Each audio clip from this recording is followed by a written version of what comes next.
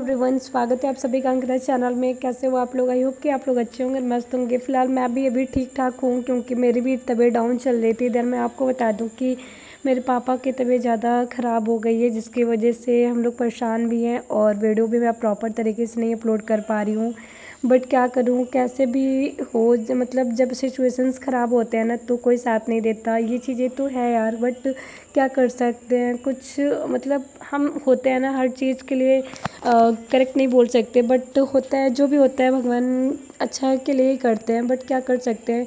और जब हम मतलब कि हमेशा किसी के लिए अवेलेबल रहते हैं और हमारे दुख में कोई साथ नहीं देता तो हमें इन चीज़ों पे बहुत बुरा लगता है। सो इसकी वजह से थोड़ा सा डीमोटिवेट भी हुई एंड मैं मेरे को जो भी चीज़ें लगता है सो मैं किसी और से ना बोलकर आप लोगों से ही शेयर करती हूँ। इनफैक्ट मैं आप लोगों को अपना फैमिली मेम्बर समझती हूँ, इसकी वजह से अपनी सारी चीज़ें शेयर करती हूँ क्योंकि मुझे नहीं लगता कि मैं किसी और से शेयर कर पाऊँगी, क्योंकि कहीं ना कहीं सारे लोग मजाक ही बनाते हैं। सो इसकी वजह से मुझे बहुत बुरा लगता है कि नहीं, मुझे नहीं कहना है किसी से और मुझे जो भी चीज़ें हैं मैं खुद से शेयर करूँ या फिर अपने फैमिली से करूँ।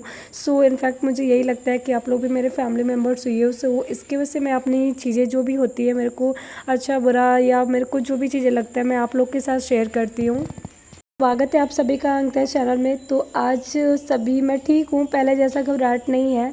वैकेंसी आ गई है, नोटिफिकेशन आ गया है, स्थिर हूँ। अभी एक बात और ये भी है ना कि हमेशा मोटिवेट नहीं रह सकते, हमें अपने सिस्टम को सही करना होता है। हम सोचते हैं कि मोटिवेशंस आए, वैकेंसी आएंगे, नोटिफिकेशन आएगा तो हम तैयारी में जुड़ेंगे, या ना शुरुआत में ही बस रहता है। जैसे कि मेरे साथ 10 दिनों तक बहुत ज़्यादा मोटिवेशंस, बहुत ज़्यादा घबराहट, ना ही हमें बहुत एक्सट्रीम पर ना बहुत स्लो, मतलब कि एक सिस्टम बिल्ड करना चाहिए और बीच में रहना चाहिए। मोटिवेशंस कभी भी आ सकता है, जा सकता है, लेकिन अगर हमने अपना सिस्टम बिल्ड कर लिया ना तो इसके हिसाब से मैं डिसिप्लिन रहेंगे और हमेशा कॉन्फिडेंस भी रहेंगे। मुझे याद आया अपनी बातें, हम लोग कंटिन्यू आगे करें। उससे पहले ना मैं कुछ बातों का जवाब देना चाहती हूँ। सबसे पहले मैं एक बात बताऊँगी। आज ना मतलब कि आज मैं पापा के साथ बनारस में गई थी। दैन मैं आपको बता दूं कि उनका दवा वहीं से बनारस में ही चल रहा है। सो इसके वजह से हॉस्पिटल में गई थी और उनका चेकअप हुआ। जो भी रिजल्ट आया, बहुत बुरा रिजल्ट आया उनका चेकअप का। सो मेरे को बहुत बुरा लग रहा है। देन थोड़ा सा माहौल भी बहुत अच्छा नहीं है, कुछ खास भी नहीं है। सो इसके वजह से तो मम्मी भी बहुत ज़्यादा परेशान है और मैं भी परेशान हूँ। फ़िलहाल मेरे घर में बस 3 ही लोग हैं, जो कि मैं, मम्मी, पापा, 3 ही लोग हैं। सो हमारे आगे पीछे कोई नहीं है। देन जो भी चीज़ें होती हैं मैं खुद से हैंडल करना पड़ता है हमें।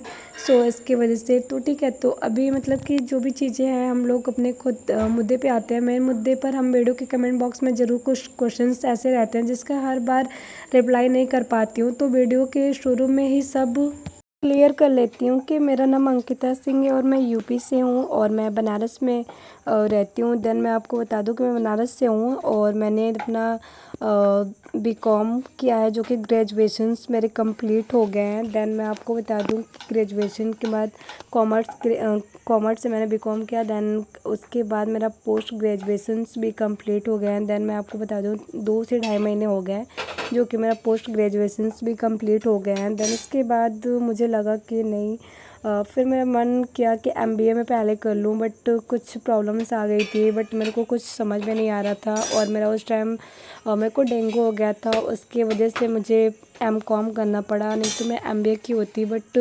कहते हैं ना, सिचुएशंस ऐसे हो जाते हैं कि मतलब आपको कहीं ना कहीं मतलब हाथ पैर धोकर जो चीज़ नहीं करना चाहिए उसी पे आपको हाथ देना पड़ता है।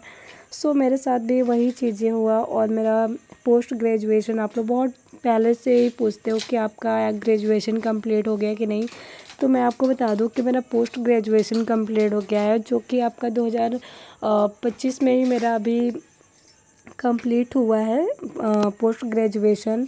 और कुछ इशू की वजह से मुझे लगा कि नहीं, एमबीए के लिए मुझे फिर से अप्लाई करना चाहिए। बट फिर क्या हुआ कि एग्ज़ाम देने के बाद मेरा जब पोस्ट ग्रेजुएशन कंप्लीट हुआ तो मैं सोची कि एमबीए के लिए भी अप्लाई करूँगी, बट कुछ सिचुएशंस ऐसी आ गई जिसकी वजह से मुझे वहाँ पे अप्लाई करने में थोड़ा सा दिक्कत हुआ। देन उसके बाद थोड़ी सी तबीयत भी डाउन चल रही है। और इस साल का जो 2025 है, 2025 में आपको लिटरली बता रही हूँ कि मतलब एक भी मंथ ऐसा नहीं गया जो कि मेरा अच्छा गया या मेरी फैमिली के लिए अच्छा गया हो।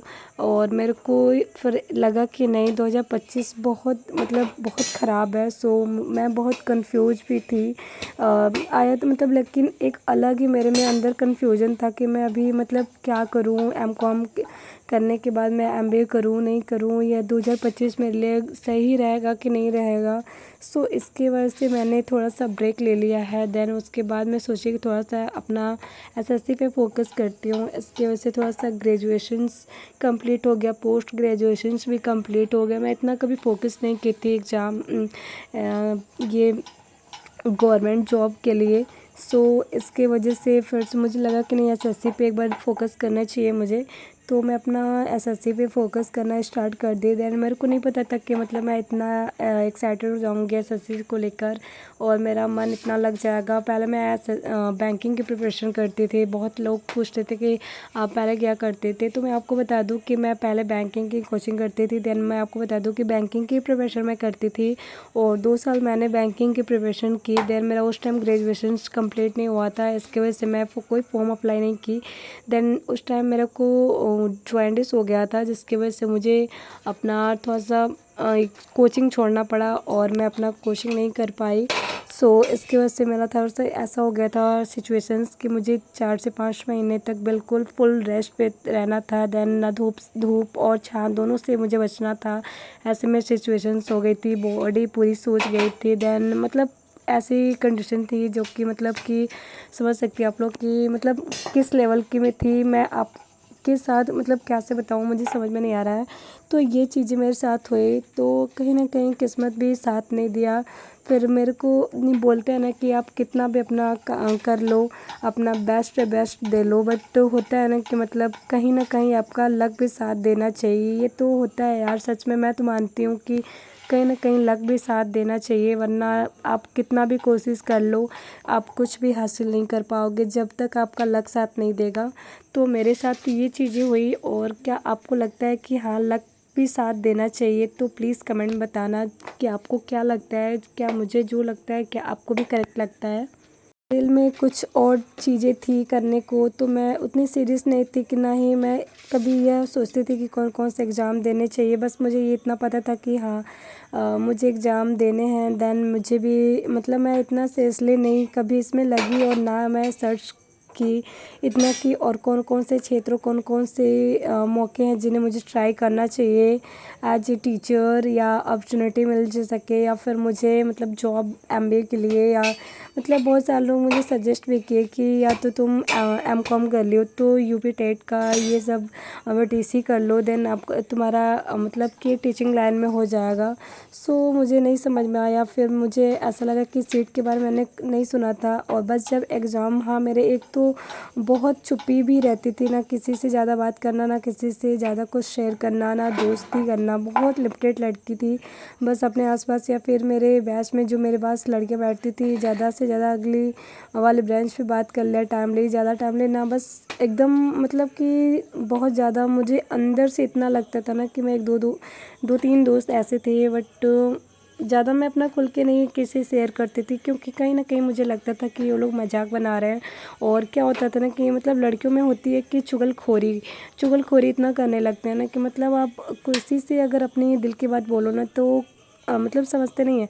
फ़िलहाल उस टाइम तो आपको ऐसा दिखाएंगे कि हाँ यार मैं बहुत अच्छी हूँ, देन आपका सपोर्ट करूँगी, सपोर्टर हूँ, आपको सपोर्टर हूँ मैं। बट होता क्या है कि उस टाइम ऐसा कुछ भी नहीं होता। और लाइफ में मतलब जो चीज़ें हमें करना चाहिए वही लोग जाकर आगे मजाक बनाते हैं और एक दूसरे में बातें करते हैं। सो ये चीज़ें मुझे बिल्कुल पसंद नहीं आती थी। इसकी वजह से मैं बहुत मतलब रेयर केस ऐसा होता था, मैं उन लोगों के साथ रहती थी, हँसाती थी, मतलब हँसती थी। बट एक होता है ना जो दिल से हंसना चाहिए या खुद के मतलब अपनी चीज़ें शेयर करना चाहिए, बट मेरे को ये थोड़ा सा कभी मेरे को नहीं लगा कि शेयर करना चाहिए किसी के साथ, क्योंकि मुझे बहुत एक दोस्त थी मेरे जिसकी वजह से मैं थोड़ा सा डिस्टर्ब थी एंड उसने मेरा साथ छोड़ दिया। सो इसकी वजह से मुझे लगा कि नहीं मुझे अब किसी दोस्त या कोई भी ट्रस्ट मतलब होता है ना कि एक बार ट्रस्ट टूट जाता है तो मुझे दोबारा ट्रस्ट नहीं बन पाता। सो इसकी वजह से मैं ज़्यादा फोकस नहीं कर पाती थी किसी पे।